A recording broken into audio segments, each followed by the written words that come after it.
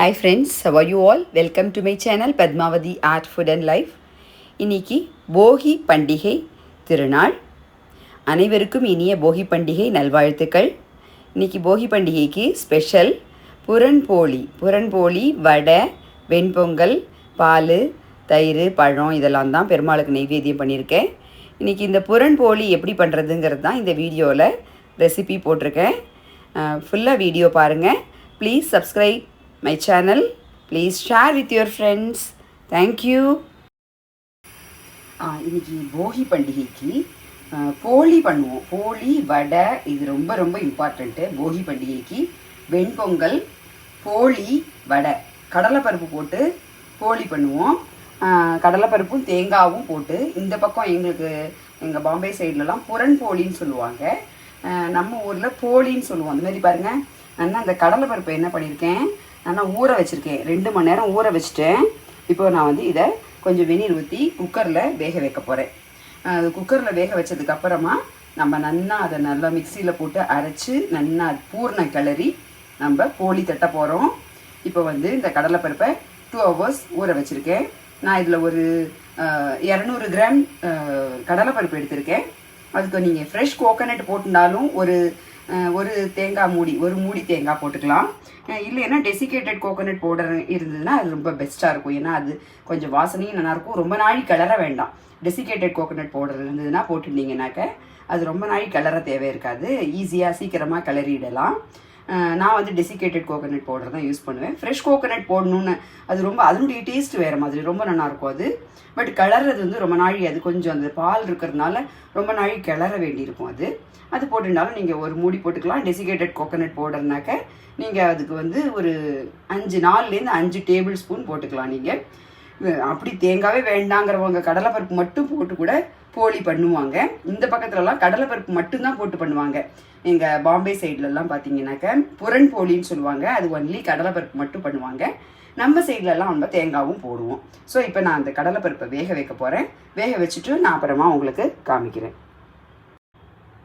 பாருங்கள், கடலைப்பருப்பு நான் ஒரு 4 விசில் விட்டேன். இதை வந்து அப்படியே கையால் மசிச்சாலே மசிஞ்சிரும். இதை வந்து அரைக்கணும்னு அவசியம் இல்லை. இருந்தாலுமே அந்த இது ஸ்மூத்தாக வரணும். அந்த பூரணம் வந்து ரொம்ப நல்லா ஸ்மூத்தாக வரணுங்கிறதுக்காக நம்ம இதை வந்து மிக்சி ஜாரில் போட்டு இதை அரைக்க போகிறோம். இது வந்து 200 கிராம் நான் வந்து கடலைப்பருப்பு எடுத்திருக்கேன். இது எல்லாமே உங்களுக்கு டிஸ்கிரிப்ஷன் பாக்ஸில் மெஷர்மெண்ட்ஸ் எல்லாம் நான் போடுறேன், பார்த்துக்கோங்க. இருந்தாலும் நான் சொல்கிறேன். இது 200 கிராம்ஸ் கடலைப்பருப்புக்கு ஒரு 200 கிராம்ஸ் வெல்லமாக இருந்தாலும் எடுத்துக்கோங்க, பொடி பண்ணி எடுத்துக்கோங்க. நான் வந்து வெள்ளை சர்க்கரை எடுத்துட்டுருக்கேன். வெள்ளை சர்க்கரை வந்து பவுடராக இருக்கும். இது வந்து சுத்தமான வெள்ளை சர்க்கரைங்கிறதுனால உங்களுக்கு இதை வடிகட்டணும்லாம் அவசியமே இல்லை, அப்படியே போட்டுக்கலாம். அதனால் நான் அந்த வெள்ளை சர்க்கரை எடுத்துட்டுருக்கேன். கொஞ்சம் திதிப்பு ஜாஸ்தி வேணும் அப்படிங்கிறவங்க நீங்கள் நல்லா 200 கிராம்ஸ் எடுத்துட்டிங்கன்னா அதுக்கு 300 கிராம்ஸ் வரைக்கும் நீங்கள் தாராளமாக 300லேருந்து 400, மேக்ஸிமம் 400, மினிமம் 200 தான். நாங்கள்லாம் வந்து ரொம்ப மினிமம் ஸ்வீட் சாப்பிட்றவங்க. அதனால் நான் 200க்கு 200 ஈக்குவலாக எடுத்துட்டுருக்கேன். நீங்கள் ஸ்வீட் ஜாஸ்தி சாப்பிட்றவங்களா இருந்தால் கண்டிப்பாக இதை ஜாஸ்தி போட்டுக்கலாம். நீங்கள் 300 வரைக்கும் நீங்கள் தாராளமாகவே போட்டுக்கலாம். நீங்கள் 200 கிராம்ஸ்க்கு 200 கிராம்ஸ் வெள்ளை சர்க்கரை எடுத்துட்டுருக்கேன். அதுக்கப்புறம் ஒரு 6 ஏலக்காய் எடுத்துட்டுருக்கேன். நான் சொன்னேன் இல்லையா, டெசிகேட்டட் கோகோனட் பவுடர். நீங்கள் ஃப்ரெஷ் கோகோனட்டாக இருந்தாலுமே நீங்கள் வந்து ஒரு அரை மூடி, இல்லைன்னா ஒரு அரை மூடியை விட கொஞ்சம் குட்டி அரை மூடி, சின்னதாக இருக்கிற அரை மூடி தேங்காய் மூடி எடுத்துக்கலாம், திருவி எடுத்துக்கலாம். நான் வந்து டெசிகேட்டட் கோகோனட் பவுடர் வந்து ரொம்ப நல்லா வாசனையாகவும் இருக்கும். அதே சமயத்தில் கிளறதுக்கும் ஈஸி, ஃபாஸ்ட்டாக கிளறிடலாம். அதனால் இது எடுத்துட்டுருக்கேன். இது நான் ஒரு 3 டேபிள் ஸ்பூன் எடுத்துட்டுருக்கேன். 3 tablespoon desiccated coconut powder எடுத்துட்டுருக்கேன். இது போடாமல் தேங்காவே வேண்டாம், தேங்காய் எனக்கு வேண்டாம்னாலும் நீங்கள் கடலைப்பருப்பையும் இதையும் மட்டும் வச்சு வெல்லத்தையும் மட்டும் வச்சு நீங்கள் பூரணம் கிளறிக்கலாம். தேவைப்படாதவங்க இது ஆப்ஷனல் தான், தேங்காய்ங்கிறது ஆப்ஷனல் தான். ஸோ இப்போ நான் வந்து இந்த மிக்சியில் போடுறேன். இப்போ நான் என்ன பண்ண போகிறேன்னா, மிக்சி ஜாரில் கடலைப்பருப்பையும் போட்டு இந்த வெல்லத்தையும் போடுவேன், இந்த டெசிகேட்டட் கோகோனட் பவுடரையும் போடுவேன், ஏலக்காய் எல்லாத்தையும் ஒன்றா போட்டு நைஸாக அரைச்சி நான் அதுக்கப்புறம் உங்களுக்கு காமிக்கிறேன் பாருங்கள். இதில் பார்த்தீங்கன்னா தண்ணியே இல்லை. நான் வந்து கரெக்டாக தண்ணி வச்சுருந்தேன் வேக வைக்கும்போது. நீங்கள் தண்ணி எக்ஸ்ட்ராவாக வச்சுட்டீங்க, சப்போஸ் இந்த கடலைப்பருப்பில் தண்ணி எக்ஸ்ட்ராவாக இருந்ததுன்னா அதை எடுத்து வச்சுட்டுருங்க. அதை அப்படியே சூப் மாதிரி உப்பு போட்டு கொஞ்சம் மிளகு ஜீரகப்பொடி போட்டு அப்படியேவும் குடிக்கலாம். இல்லைன்னா ரசம் பண்ணிங்கன்னா ரசத்தில் அந்த அந்த பருப்பு வடித்த தண்ணியை வேஸ்ட் பண்ணாமல் அதில் ஊற்றிக்கலாம். இல்லை சின்ன குழந்தைங்க வீட்டில் இருந்தாங்கன்னா கண்டிப்பாக அந்த அந்த தண்ணியை வந்து வடிகட்டி லைட்டாக உப்பு கொஞ்சோண்டு மிளகு ஜீரகப்பொடி, குழந்தைங்களுக்கு மிளகு ஜீரகப்பொடி தேவையில்லை, பெரியவங்களாக இருந்தால் கூட மிளகு ஜீரகப்பொடி போட்டுக்கலாம். அதை வந்து இந்த தண்ணியை வேஸ்ட் பண்ணிடாதீங்க. நான் வந்து கரெக்டாக தண்ணி வச்சதுனால அது ஃபுல்லாக அது பாருங்கள், தண்ணியே இல்லை பாருங்கள். அது மாதிரி ஃபுல்லாக ட்ரையாக தான் போட்டு அரைக்கணும், தண்ணி ஊற்றி அரைக்கக்கூடாது. ஏன்னா வெல்லமும் நான் இதோட சேர்த்து போடுறேன் இல்லையா, அந்த வெல்லம் வந்து தண்ணி விட்டுக்கும். அதனால் நம்ம வந்து தண்ணியே விடக்கூடாது, இந்த வெல்லத்தோட தண்ணியே போரும். அதனால் நான் வந்து தண்ணி விடக்கூடாது. அந்த வெல்லத்தை போடுறதுனால அது வந்து கொஞ்சம் நீர்க்க வந்துடும். அதை கிளறதுக்கு அப்புறம் உங்களுக்கு ரொம்ப நாள் கிளற மாதிரி ஆகிடும். அதனால் இப்போ பார்த்தீங்கன்னா நான் இதை போட்டுட்டு வெல்லம் போடுறேன், டெசிகேட்டட் கோகோனட் பவுடரையும் போடுறேன், ஏலக்காவையும் போடுறேன். இப்போ வந்து நைஸாக அரைச்சிட்டு உங்களுக்கு காமிக்கிறேன். பாருங்க, மிக்சியில் அரைச்சிட்டேன். எவ்வளோக்கு எவ்வளோ நைஸாக அரைச்சிக்கிறீங்களோ அவ்வளோக்கு அவ்வளோ உங்களுக்கு போலி வந்து நல்ல மெலீஸாக வரும். நல்லா மெலீஸாக பாருங்க, இவ்வளோ வெண்ணெய் மாதிரி அரைச்சிருக்கேன் பாருங்கள், துளி கூட ஒரு இது இருக்காது. அப்புறம் வெண்ணெய் மாதிரி அரைச்சிருக்கேன். இவ்வளோ வெண்ணெய் மாதிரி அரைச்சிக்கணும், நல்ல வெழுமூனா நல்ல நைஸாக அரைச்சிட்டு உங்களுக்கு நைஸ் பேஸ்ட் பண்ணி வச்சுட்டு இப்போ என்ன பண்ண போகிறோம், அரைச்சாச்சு, எல்லாத்தையும் போட்டு அரைச்சாச்சு. இப்போ ஜஸ்ட் இதை போட்டு கிளற வேண்டியதான் பாக்கி. இதுக்கு அடுத்த இன்க்ரீடியன்ஸ் என்னென்னா நெய். நெய் இல்லாமல் ஸ்வீட்டாக அது கிடையாது இல்லையா. ஸோ இதுக்கு வந்து ஜாஸ்தி நெய் தேவைப்படாது உங்களுக்கு. நான் இப்போ வந்து ஒரு 2 to 3 டேபிள் ஸ்பூன் தேவைப்படும், அவ்வளோதான், அதுக்கு மேலே தேவைப்படாது. நான் இப்போ ஒரு 2 டேபிள் ஸ்பூன் வந்து நான் ஊற்றுறேன் இதில். மேலே அப்புறமா கொஞ்சமாக கிளறி முடிச்சதுக்கப்புறம், இது ஆல்ரெடி வெந்தாச்சு, பருப்பு வந்து ஆல்ரெடி வெந்தாச்சு. அதனால் உங்களுக்கு வேகணும்னு அவசியம் இல்லை, நல்லா கெட்டியமாக கிளறணும். நம்ம கையில் உருட்டுற மாதிரி உருட்டுற பதத்துக்கு இதை கெட்டியமாக கிளறணும். பூர்ணம் வந்து கெட்டியமாக உருட்டி வைக்கிற அளவுக்கு கிளறணும், அவ்வளோதான். இது ஒன்றும் வேகிறதுக்கெலாம் ஒன்றும் கிடையாது. ஸோ அந்த நெய்யை கொஞ்சம் ஒரு 2 டேபிள் ஸ்பூன் ஊற்றிருக்கேன். இப்போது இந்த வானலியில் வந்து இதை போட்டு கொஞ்சம் நெய் காயணும். காஞ்சப்புறம் லைட்டாக காஞ்சா போகிறோம். இதில் வேறு ஒன்றும் போடக்கூடாது, இதில் வந்து இதெல்லாம் போடக்கூடாது. ஏன்னா அப்புறம் போலி வந்து இடுறதுக்கு கஷ்டமாக இருக்கும். சரி, முந்திரி பருப்பு இதெல்லாம் கிடையாது. வேணும்னா நீங்கள் இந்த கடலைப்பருப்பு அரைக்கிற செய்ய 2 பாதாமையும் ஊற வச்சு இதோட சேர்த்து அரைச்சிக்கலாம். பாதாமோ முந்திரியோ ஏதோ ஒன்று, ரொம்ப ரிச்சாக இருக்கும். ரொம்ப இதெல்லாம் வந்து எக்ஸ்ட்ரா டிப்ஸ் நான் சொல்கிறேன் உங்களுக்கு. போலி பண்ணுறச்சே உங்களுக்கு டேஸ்ட் வந்து இன்னும் ரொம்ப ரிச்சாக நல்ல சூப்பராக இருக்கணும்னாக்க இதில் ஒரு 4 பாதாம் இல்லைன்னா 4 முந்திரி பருப்பு ஊற வச்சுருங்க. ஊற வச்சுட்டு இதோட சேர்த்து போட்டு அரைச்சிங்கனாக்க செமையாக இருக்கும், ரொம்ப ரிச்சாக இருக்கும். இதை இப்போ போடுறேன், போட்டுட்டு உங்களுக்கு காமிக்கிறேன். மிக்சியெல்லாம் நல்லா வழித்து போட்டுட்டேன். இந்த பாருங்கள், தண்ணியெல்லாம் விடலை, நெய் தான் இது. எப்படி பாருங்க, தண்ணியே விடாமல் அரைச்சும் இப்படி இருக்குது பாருங்கள். ஏன்னா இது அந்த நம்ம வெல்லத்தையும் சேர்த்து அதில் போட்டு அரைக்கிறோம் இல்லையா. நான் வந்து வெல்லத்தை இதோட போட்டு அரைச்சிட்டேன். இப்போ நீங்கள், நான் வெள்ளை சர்க்கரை நல்ல சுத்தமானதாக இருந்ததுனால அதில் போட்டு அரைச்சிட்டேன். இப்போ நீங்கள் வெல்லம் யூஸ் பண்ணுற பட்சத்தில் அது கொஞ்சம் ஏதாவது இது இருக்கும், அதில் குப்பை இப்போ ஏதாவது இருக்கும், கல் மண் ஏதாவது இருக்கும். அதனால் நீங்கள் அந்த வெல்லத்தை என்ன பண்ணுறீங்க, கொஞ்சமாக ரொம்ப கொஞ்சம் தண்ணியில் கரைச்சி நல்லா வடிகட்டிட்டு அப்புறம் நீங்கள் இதை விழுதாக அரைச்சிட்டு அதில் ஊற்றணும். இதை நல்லா அந்த கடலைப்பருப்பு தேங்காய் ஏலக்காவெல்லாம் போட்டு நல்லா அரைச்சிட்டு விழுமூனா அதுக்கப்புறம் அதில் ஊற்றி நீங்கள் கிளறணும். அப்போ இது பாருங்கள், இதை கை விடாமல் கொஞ்சம் அழி கிளறணும். இது கெட்டியமாக அப்படியே அல்வா மாதிரி நல்லா சுருட்டிண்டு நான் ஊற்றின நெய்யெல்லாம் அப்படியே கக்கிண்டு வரும். அதுதான் அதோட பதம். கையால் இப்படி எடுத்து இப்படி இப்போ வந்து ஒட்டிகிட்டு இருக்கு இல்லையா, அதுமாரி ஒட்டாது. ஒட்டாமல் கையில் இப்படி எடுத்தோம்னா உருட்டை வரணும். உருட்டை வர்றது வரைக்கும் இதை நம்ம கையை விடாமல் கிளறணும். கிளறிட்டு அதுக்கப்புறமா உருட்டி பால் மாதிரி உருட்டி உங்களுக்கு எந்த சைஸ் வேணுமோ, பெருசாவோ சின்னதாவோ உருட்டி பூரணத்தை வச்சுக்கோங்க. கோதுமை மாவு போட்டு தான் நான் பண்ணுவேன். நான் வந்து மைதா போட்டு பண்ண மாட்டேன். போலி வந்து பேசிக்காக மைதா மாவில் தான் எல்லோரும் பண்ணுறாங்க. இந்த ஊரில் ஃபுல் மைதா மாவில் பண்ணுவாங்க. சில பேர் வந்து மைதாவையும் கோதுமையும் 50-50, அதாவது 1:1 கலந்துப்பாங்க. மைதா ஒரு கப்புன்னா கோதுமை மாவு ஒரு கப்பு அப்படி போட்டு கலந்து பண்ணுவாங்க. நான் வந்து ஃபுல்லாகவே கோதுமை மாவில் தான் பண்ணுவேன். மைதா நான் வந்து பண்ணுறதில்ல, எங்கள் வீட்டில் பிடிக்காததுனால நான் பண்ணுறதில்ல. நீங்கள் உங்களுக்கு மைதாவில் பண்ணணுன்னாலும் பண்ணுங்கள். மைதாவும் கோதுமையும் ஈக்குவல் ரேஞ்சில் மிக்ஸ் பண்ணிவிட்டு மாவு பிசைஞ்சு சப்பாத்தி மாவு பதத்தில் பிசைஞ்சிங்கன்னா போதும். இப்போ நம்ம ஆலு பரோட்டாலாம் நான் போட்டிருக்கேன், இதில் போட்டிருக்கேன், என்னோடய சேனலில். அது ஆலு பரோட்டாலாம் போட்டிருக்கேன் பாருங்கள். அந்த அளவுக்கு மாவு பிசையணும். மாவு ரொம்ப தண்ணியாக இழுத்து ஓடக்கூடாது, அதே சமயத்தில் ரொம்ப கெட்டியமாகவும் இருக்கக்கூடாது. கொஞ்சம் மிருதுவாக, கொஞ்சம் ஈஸியாக வந்து நம்ம இடுறதுக்கு உள்ள பூரணத்தை வச்சு இழகி நல்லா ஈஸியாக இட வரணும், நல்லா அதை தேய்க்க வரணும் நல்லா. அதை மாதிரி தான் உங்களுக்கு மாவு பிசையணும். நான் மாவும் உங்களுக்கு பிசைஞ்சிட்டு காமிக்கிறேன் எந்த பதம்னு. நான் சொல்கிறதுலேயே உங்களுக்கு புரிஞ்சிருக்கும்னு நினைக்கிறேன். ஸோ ஆலு பரோட்டாலாம் பண்ணுவோம் இல்லையா, அந்த மாதிரி, அதாவது ஸ்டஃப்டு பராட்டாஸ்க்கு என்ன மாதிரி மாவு பிசைவோமோ அந்த பதத்தில் பிசைஞ்சுக்கோங்க. இதே நீங்கள் ஃபுல் அண்ட் ஃபுல் மைதா மாவில் பண்ணுற பட்சத்தில் கொஞ்சம் இலகி பிசையலாம்.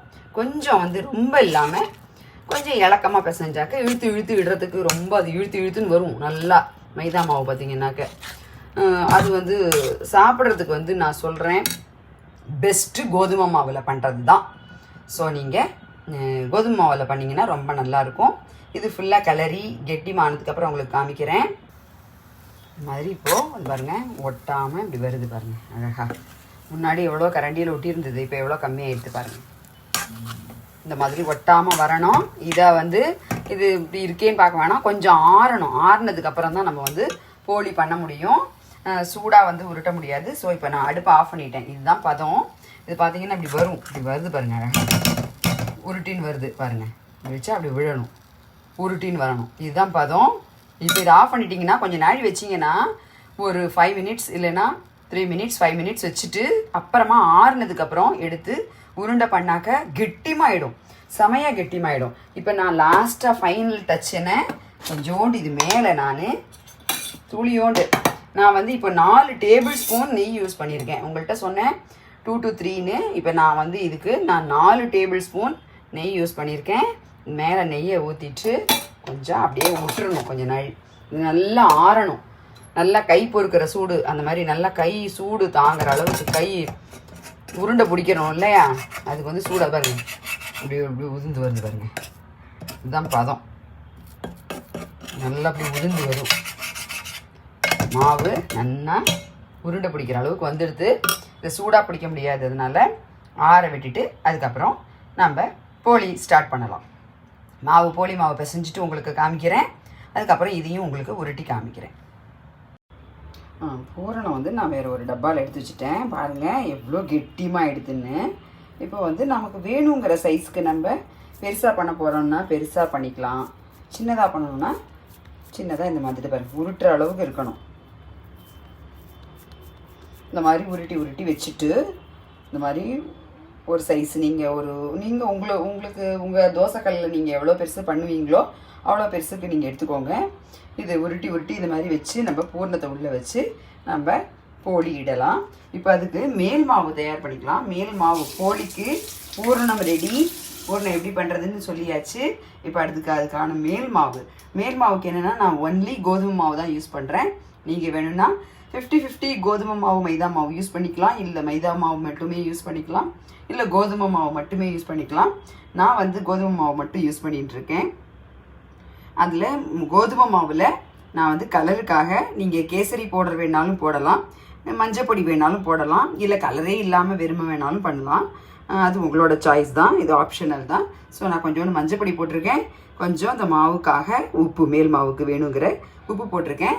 இதை இப்போ நன்னா இதில் மாவை நன்னா கலந்து விட்டுட்டு, ஏன்னா எல்லா இடத்துலையும் இந்த உப்பும் மஞ்சள் பொடியும் பரவணும் இல்லையா, அதுக்கு எல்லாத்தையும் கலந்து விட்டுட்டு இதில் நான் என்ன பண்ண போகிறேன், பச்சை தண்ணி ஊற்றி பேசுகிறத விட ரொம்ப கொஞ்சம் வெதன்னு லுக் வார்ம் வாட்டர், அதை ஊற்றி கொஞ்சம் வெந்நீர் லுக் வார்ம் வாட்டர், அதாவது கை பொறுக்கிற சூடில் உள்ள வெந்நீரை ஊற்றி இதை பிசைஞ்சிங்கன்னா ரொம்ப சாஃப்டாக வரும், ரொம்ப ரொம்ப சாஃப்டாக வரும். ஸோ இதை பிசைஞ்சிட்டு உங்களுக்கு காமிக்கிறேன். இது தண்ணி ஊற்றி பிசைஞ்சிட்டு அதுக்கப்புறம் கொஞ்சம் எண்ணெயை ஊற்றி நல்லா மேலாக நல்லா பிசைஞ்சு கொடுத்து கொஞ்சம் எண்ணெய் ஊற்றினா போகிறோம். ஒரு 1 டேபிள் ஸ்பூன் எண்ணெய் ஊற்றி நல்லா பிசைஞ்சிட்டு, நெய் வேணாலும் ஊற்றிக்கலாம், போலிங்கிறதுனால நெய் வேணாலும் ஊற்றிக்கலாம், எண்ணெய் வேணாலும் ஊற்றிக்கலாம், அது உங்களோட சாய்ஸு. கொஞ்சமாக ஊற்றி மேலாக பிசைஞ்சு இதை வச்சுடணும். மாவை பிசைஞ்சிட்டு காமிக்கிறேன் உங்களுக்கு, அதோடைய கன்சிஸ்டன்சி எப்படி இருக்குன்னு காமிக்கிறேன். அதை பிசைஞ்சு வச்சுடணும். அதுக்கப்புறம் ஒரு 1 ஹவர் இல்லைன்னா ½ அன் ஹவர் கழித்து நீங்கள் பண்ணிங்கன்னாக்கா ரொம்ப நல்லா சாஃப்டாக சூப்பராக வரும். நான் உங்களுக்கு மாவை பிசைஞ்சிட்டு காமிக்கிறேன். பாருங்கள், இந்த மாவு பிசைஞ்சிட்டேன். புரண்போலிக்கு கோதுமை மாவு பிசைஞ்சிருக்கேன்.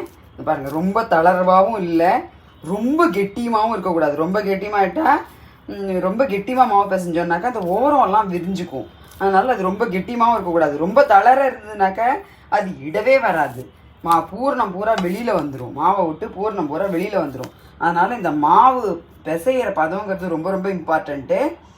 ரொம்ப கெட்டியமாக இருந்தால் ஓரமெல்லாம் விண்டுன்றோம். அந்த இடும்போது பார்த்தீங்கன்னா அந்த போலியோட ஓரம் பூரா விரிசல் விட்டுன்றோம். அதனால் ரொம்ப கெட்டியமாகவும் பிசையக்கூடாது. அதே சமயத்தில் ரொம்ப தளர பிசைஞ்சிங்கன்னாக்க இந்த பூரணம் பார்த்தீங்கன்னா வெளியில் வந்துடும்.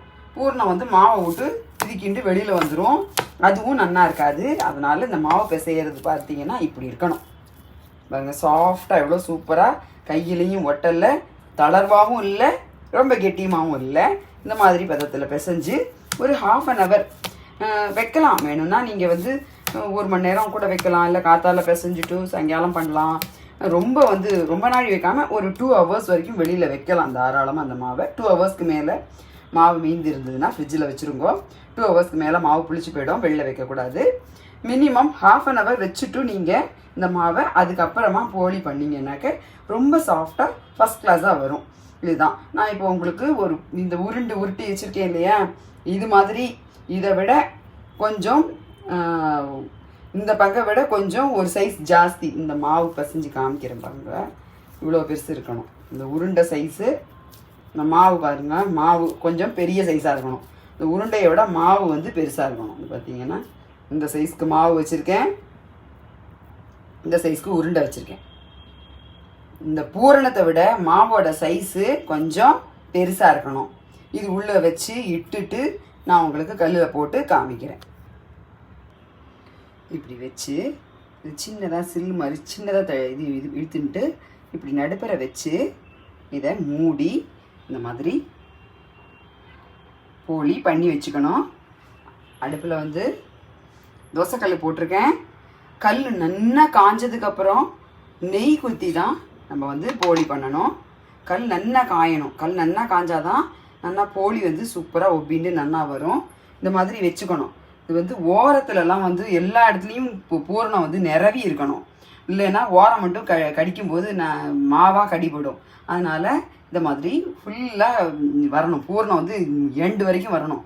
வந்தால் தான் நல்லாயிருக்கும். இந்த மாதிரி இட்டுக்கணும். இந்த மாதிரி இட்டுண்டு இந்த கல் காஞ்சதுக்கப்புறம் நல்லா காஞ்சதுக்கப்புறம் போலியை போட்டு எடுத்தால் சூப்பராக இருக்கும். எடுத்துகிட்டு காமிக்கிறேன் பாருங்க.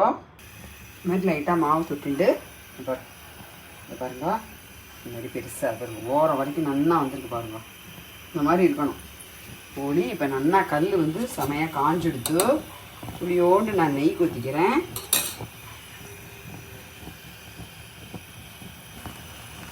போலியை போட்டுட்டேன். மேலே கொஞ்சம் நெய் ஊற்றுறோம். கல் நல்லா காஞ்சிதுன்னா சூப்பராக வரும் போலி, சாஃப்டாக. திருப்பி போட்டு இது லைட்டாக இதாகும் போதே திருப்பி போட்டுட்டு வரணும். நல்லா வரும் சூப்பராக.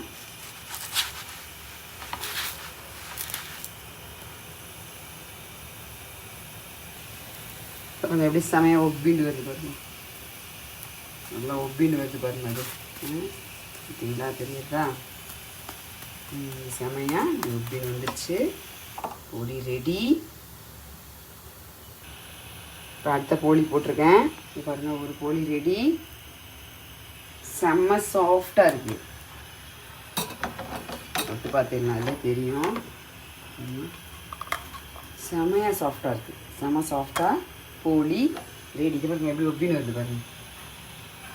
செம்மையாக அப்படி ஒப்பின்னு வருது பாருங்க. எவ்வளோ சூப்பராக ஒப்பின்னு வருது பாருங்க. ஸோ கல் நல்லா காஞ்சதுன்னா சூப்பராக இதுமாரி ஒப்பின்னு வந்ததுனாலே செம சாஃப்டாக இருக்கும். சூப்பராக ஒப்பின்னு வருது பாருங்க பாருங்க. இதுதான் போலி ரெடி. பூரன் போலி ஃபார் போகி. இப்போது நம்ம பெருமாளுக்கு பண்ண போகிறோம். பெருமாளுக்கு என்னென்னலாம் பண்ணுறோன்னா வடை, போலி, வெண்பொங்கல், அப்புறம் இன்றைக்கி பண்டிகை தளிகை வந்து இது பண்ணணும். இன்றைக்கி மோர் குழம்பு பண்ணணும். இன்றைக்கி பண்டிகை தளிகைன்னா மோர் குழம்பு பாருங்கள் எவ்வளோ சாஃப்டாக இருக்குது. செம்ம சாஃப்டாக இருக்குது.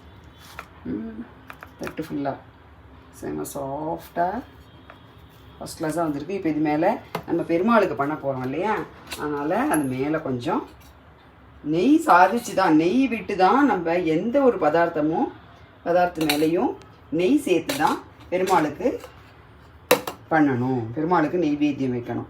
ஸோ பூரன் போலி ரெடி. இப்போ அடுத்தது வடை தட்டிட்டு வெண்பொங்கல், வடை, போலி, இதுதான் மெயின் போகி பண்டிகைக்கு. அதை தவிர கல்யாண தளிகை இன்னைக்கு வடை வந்து பருப்பு வடை பண்ணலாம். எங்கள் ஆற்றுல யாரும் சாப்பிட மாட்டாங்கிறதுனால தான் நான் உளுந்து வடை தான் பண்ணுறேன். ஸோ உளுந்து வடை நான் ஏற்கனவே உங்களுக்கு ரெசிபி போட்டிருக்கேன், அதை பார்க்கலாம் நீங்கள்.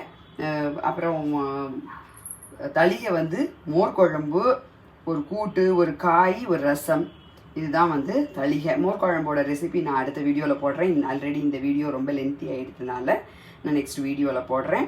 வடை ஏற்கனவே போட்டிருக்கேன். எல்லோரும் பாருங்கோ. Please share with your friends. Please subscribe my channel Padmavathi art food and life. Thank you. Bye bye.